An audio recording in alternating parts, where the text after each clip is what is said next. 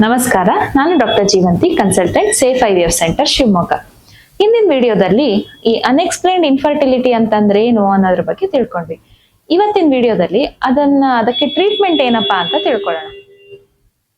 First treatment wait and watch. ಈಗ watchful waiting ಅಂದ್ರೆ ಈಗ ಮದುವೆ ಆಗಿನ 2 ವರ್ಷ, 1 ವರ್ಷಕ್ಕಿಂತ ಜಾಸ್ತಿ ಆಗಿದೆ, ಬಟ್ 3 ವರ್ಷಕ್ಕಿಂತ ಕಡಿಮೆ ಇದೆ, ಅಥವಾ ಲೆಸ್ ದೆನ್ 2 ಇಯರ್ಸ್ ಇದೆ. ನ್ಯಾಚುರಲಿ ಟ್ರೈ ಮಾಡ್ತಿದ್ದೀರಾ, ಮಹಿಳೆಯ ವಯಸ್ಸು ಲೆಸ್ ದೆನ್ 35 ಇಯರ್ಸ್ ಇದೆ, ವೀರ್ಯಾಣುಗಳೆಲ್ಲ ನಾರ್ಮಲ್ ಇದೆ, ಎಲ್ಲಾ ಟೆಸ್ಟ್ಗಳು ನಾರ್ಮಲ್ ಇದ್ದಾಗ ತಾಳ್ಮೆಯಿಂದ ಕಾಯೋದೇ ಟ್ರೀಟ್ಮೆಂಟ್ ಆಗುತ್ತೆ. ನಮ್ಮ ಲೈಫ್ ಸ್ಟೈಲ್ ಚೇಂಜಸ್, ಡಯಟ್ ನಲ್ಲಿ ಏನೇನ್ ಚೇಂಜಸ್ ಅದನ್ನೆಲ್ಲ ಮಾಡ್ಕೊಂಡು ತಾಳ್ಮೆಯಿಂದ ಇದ್ರೆ ಆಗತ್ತೆ. ಇದಾಗ್ಲಿಲ್ಲ, ನೆಕ್ಸ್ಟ್ ಸ್ಟೆಪ್ ಏನಪ್ಪಾ ಅಂತಂದ್ರೆ ಓವ್ಯುಲೇಷನ್ ಇಂಡಕ್ಷನ್ ಮತ್ತೆ ನೀವಾಗೆ ನ್ಯಾಚುರಲಿ ಟ್ರೈ ಮಾಡುವಂಥದ್ದು.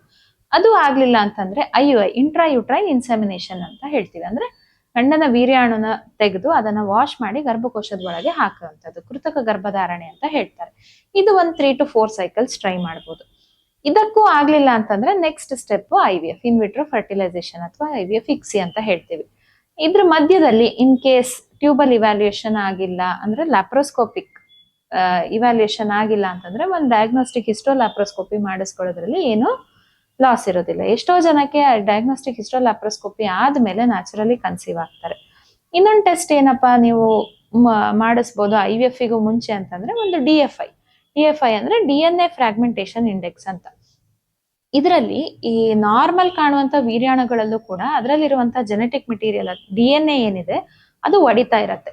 ನಾರ್ಮಲಿ ಅದು 25 to 30% ಒಳಗಡೆ ಇರ್ಬೇಕು. ಅವಾಗ ಫರ್ಟಿಲಿಟಿ ಪೊಟೆನ್ಶಿಯಲ್ ಸ್ಪರ್ಮ್ ಇದು ಚೆನ್ನಾಗಿದೆ ಅಂತ ಹೇಳ್ತೀವಿ. ಈ DFI ಅನ್ನುವಂಥದ್ದು ಮೋರ್ ದನ್ 30% ಇತ್ತು ಅಂದ್ರೆ ಅವಾಗ ಫರ್ಟಿಲಿಟಿ ಪೊಟೆನ್ಶಿಯಲ್ ಕಡಿಮೆ ಆಗ್ತಾ ಹೋಗುತ್ತೆ.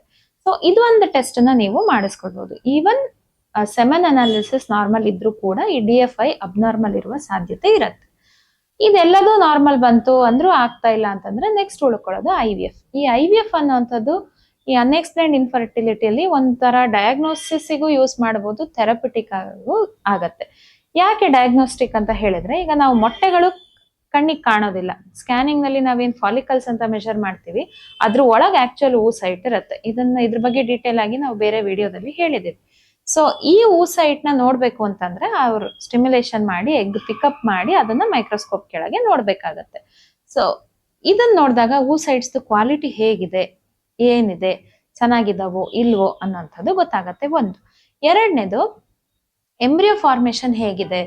ಈಗ ಸೈಟ್ಸ್ ಮತ್ತೆ ಸ್ಪರ್ಮ್ಸ್ ಮಿಕ್ಸ್ ಮಾಡಿ ಎಂಬ್ರಿಯೋ ಬೆಳೆಯಕ್ ಬಿಡ್ತೀವಲ್ಲ, ಸೊ ಅವಾಗ ಎಷ್ಟೋ ಸಲಿ ಈಗ 10 ತೆಗೆದಿದ್ರೆ ಅದರಲ್ಲಿ 2 ಎಂಬ್ರಿಯೋಸ್ ಆಗತ್ತೆ. ಬೇರೆದೆಲ್ಲ ಏನಾಗಿದೆ ಅಂತ ಕೇಳ್ತೀರಾ. ಸೊ ಅದೆಲ್ಲ ಮಧ್ಯೆ ಅರೆಸ್ಟ್ ಆಗಿರುತ್ತೆ. 2 ಸೆಲ್ ಸ್ಟೇಜ್, 4 ಸೆಲ್ ಸ್ಟೇಜ್ ಎಲ್ಲ ಅಂತ ಹೇಳ್ತೀವಿ. ಅಲ್ಲೇ ಮಧ್ಯದಲ್ಲಿ ಅರೆಸ್ಟ್ ಆಗಿರುತ್ತೆ, ಪೂರ್ಣ ಭ್ರೂಣಗಳು ಆಗೋದಿಲ್ಲ. ಸೊ ಆತರ ಹೊರಗೆ ಆಗ್ತಾ ಇರೋಂಥದ್ದು ನಮ್ಮ ದೇಹದಲ್ಲೂ ಕೂಡ ಆಗುವ ಸಾಧ್ಯತೆ ಇರತ್ತೆ. ಸೊ ಇದು ಒಂದು ರೀಸನ್. ಇನ್ನೊಂದೇನು, ಎಂಬ್ರಿಯೋಸು ಎಲ್ಲ ಆಯ್ತು, but next embryo transfer wait ಮಾಡ್ತಿರುವಾಗ ನಾವು ಗರ್ಭಕೋಶದ ಒಳಪದ್ರ ಎಂಡೋಮೆಟ್ರಿಯಂ ಅಂತ ಏನ್ ಕರಿತೀವಿ ಅದನ್ನ ಟ್ರ್ಯಾಕ್ ಮಾಡ್ತೀವಿ.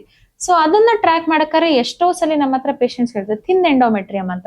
ಎಷ್ಟೋ ತಿಂಗಳುಗಟ್ಲೆ ನಾವು ಟ್ರೈ ಮಾಡ್ತಿರ್ತೀವಿ, ಎಲ್ಲಾ ವಿಧದಲ್ಲೂ ಹಾರ್ಮೋನ್ಸ್ ಕೊಟ್ಟು ನ್ಯಾಚುರಲ್ ಸೈಕಲ್ ಟ್ರ್ಯಾಕಿಂಗ್ ಎಲ್ಲಾ ತರದಲ್ಲೂ ಟ್ರೈ ಮಾಡ್ತಿರ್ತೀವಿ, ಬಟ್ ಗರ್ಭಕೋಶದ ಲೈನಿಂಗ್ ಬಂದಿರೋದಿಲ್ಲ. 5, 6 ಅದಕ್ಕಿಂತ ಮೇಲೆ ಏರ್ತಿರೋದಿಲ್ಲ. ಬೇರೆ ಏನೂ ಕಾರಣ ಇರೋದಿಲ್ಲ, ಬಟ್ ಲೈನಿಂಗ್ ಏರ್ತಿರೋದಿಲ್ಲ. ಸೊ ಪರ್ಸಿಸ್ಟೆಂಟ್ ಥಿನ್ ಎಂಡೋಮೆಟ್ರಿಯಂ ಅಂತೀವಿ. ಸೊ ಇದು ಒಂದು ಕಾರಣ ಆಗ್ಬೋದು. ಈಗ IVF ಟ್ರೀಟ್ಮೆಂಟ್ ಸ್ಟಾರ್ಟ್ ಮಾಡಿದಾಗ ಇದೊಂದು ಕಾರಣ ಕೂಡ ಗೊತ್ತಾಗುತ್ತೆ. ಸೊ ಇದೆಲ್ಲದಕ್ಕೂ ಮೀರಿ ಎಲ್ಲ ನಾರ್ಮಲ್ ಆಗಿ ಬಂತು ಅಂತಂದ್ರೆ ಬಹುತೇಕರು IVF ಅಲ್ಲಿ ಮಗುನ ಪಡ್ಕೋತಾರೆ. ಸೊ ಇದಿಷ್ಟು ಅನ್ಎಕ್ಸ್ಪ್ಲೈನ್ಡ್ ಇನ್ಫರ್ಟಿಲಿಟಿಗೆ ಇರುವಂತಹ ಟ್ರೀಟ್ಮೆಂಟ್ ವಿಧಾನಗಳು. ಧನ್ಯವಾದಗಳು.